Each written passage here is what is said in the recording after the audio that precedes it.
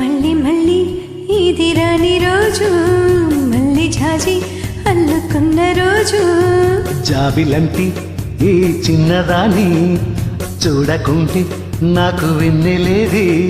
ఏదో అడగాలని, ఎంతో చెప్పాలని, రగిలే ఆరాటంలో వెళ్ళలేను, ఉండలేను, ఏమి కాను. మళ్ళీ మళ్ళీ ఇది రాని రోజు, మళ్ళీ జాజి అల్లుకున్న రోజు.